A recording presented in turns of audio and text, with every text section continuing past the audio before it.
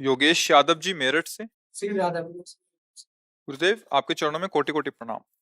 गुरुजी, मैं खेती का काम करता हूँ। मेरे कारण मुझसे बहुत से कीड़े मर जाते हैं और कुछ ऐसी दवाइयां भी लगानी पड़ती हैं जिससे उन्हें मारना भी पड़ता है। मुझे बहुत दुख होता है। सब बोलते हैं अगर दवाइयां नहीं लगाएंगे तो फसल अच्छी कैसे होगी हाँ, महाराज ठीक जी। बात है। पर जो अतिथि सेवा और साधु सेवा और अन्य जीवों की सेवा बनती है ना, उससे उसके सारे दोष नष्ट हो जाते हैं। जैसे आपके घर में कोई साधु आ गया, कोई अतिथि आ गया, आप उसको भोजन पवाते हैं। इसके बाद फसल में बहुत से पशु पक्षी दाना चुगते हैं। ऐसा नहीं है कि वो पूरी फसल आपको ही मिल जाती है। कुछ न कुछ पक्षी पशु जो उसमें तो उससे सुकृत बन जाते हैं। अतिथि सेवा से संपूर्ण पाप नष्ट हो जाते हैं गृहस्थ के। इसीलिए गृहस्थ में सबसे बड़ा जो सुकृत माना गया है वो अतिथि सेवा माना गया है। आए हुए कोई साधु महात्मा कोई भूखे भोजन पवा दिया, कोई ऐसे हैं कि जिनको आटा चाहिए थोड़ा आटा दे दिया, कोई मान लो अपनी सामर्थ्य के अनुसार ये जो दरवाजे पर आए हुए भिक्षुक जनों को दे दिया, उससे सारे उसके दुष्कृत नष्ट हो जाते हैं। वो जैसे अब सोहनी लगा रहे हैं, पोछा लगा रहे हैं, तो अनजाने में भी कुछ जीव मर जाते हैं उसमें। अब ये चेष्टा ऐसी है, अगर कोई कह दे बिल्कुल नहीं मरते तो ऐसा असंभव। सोहनी चाहे हम फूल झाड़ू ही क्यों ना लगा रहे हो, पर कोई न कोई जीव अंग भंग हो जाते, बहुत कोमल अंग होते हैं उनके।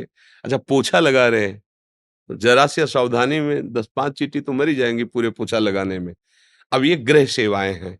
अब इन सेवाओं में जब कोई घर में संत महात्मा पधारता है, उनका चरणामृत डाला जाता है घर में धो के, और उनको प्रसाद पकाया जाता है, सारे दुष्कृत नष्ट हो जाते हैं। इसीलिए तो गृहस्थ जन संतों से प्रार्थना करें, आप हमारे घर पधारिए, आपकी चरण रज पड़े, आप थोड़ी जूठ पाएंगे, जूठन गिरेगी, हम पावन हो जाएंगे। तो ये अतिथि सेवा, साधु सेवा, गौ सेवा, पक्षी आदि की सेवा। पहले घर में जब रोटी बनती थी ना, तो उसमें से पहली रोटी गाय को निकाली जाती थी। ये बचपन में हमने देखा। फिर इसके बाद जो है एक रोटी के टुकड़े करके छत में फेंक दिए जाते थे, कौवा चिड़िया आदि पाएंगी। फिर घर के बाहर निकल करके पिताश्री ऐसे देखते थे कोई साधु महात्मा को ऐसे पाने नहीं, तो फिर लौट के आके प्रसाद पाते थे।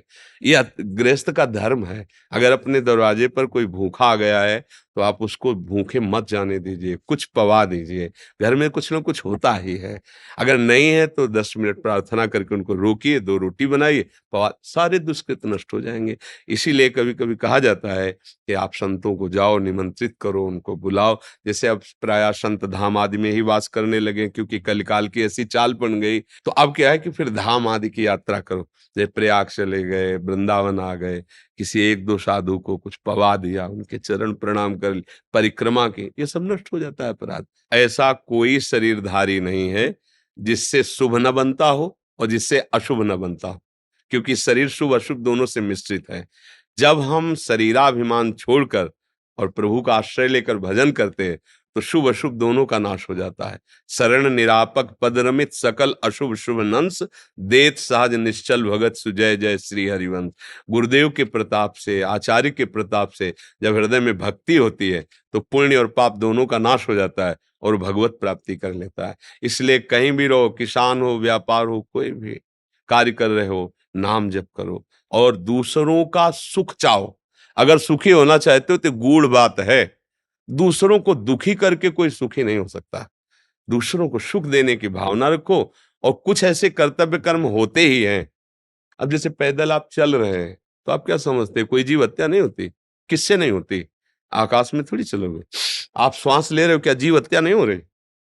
आपको पता नहीं कितने ऐसे जीवाणु हैं जो अंदर जा रहे हैं। तो ये कुछ प्रक्रियाएं ऐसी हैं जिनमें होता ही है। अब उसके लिए उपाय है, भगवान नाम जप करो। अपनी जानकारी से किसी जीव को हम कष्ट नहीं दे रहे, पर अपने अन्न की रक्षा नहीं करेंगे तो अतिथि सेवा नहीं होगी, परिवार का पोषण नहीं होगा, जीवन नहीं चलेगा। एक किसान खेत पालता, सैकड़ों लोगों के पेट भरते हैं, भले वो अर्थ से खरीदे, अगर वो पैदा ही नहीं करेगा तो तुम्हारा अर्थ थोड़ी खा लोगे। वो उस मेहनत उसकी काम करती है। भले मान लो लाखों रुपया है तो लाखों रुपया खा लोगे क्या? खाओगे तो गेहूं ही। पर उस किसान से पूछो जो मेहनत करके 5-6 महीने में फसल तैयार किया तो उससे कितने लोगों का मंगल हो रहा है। इसलिए किसान को पाप नहीं लगता।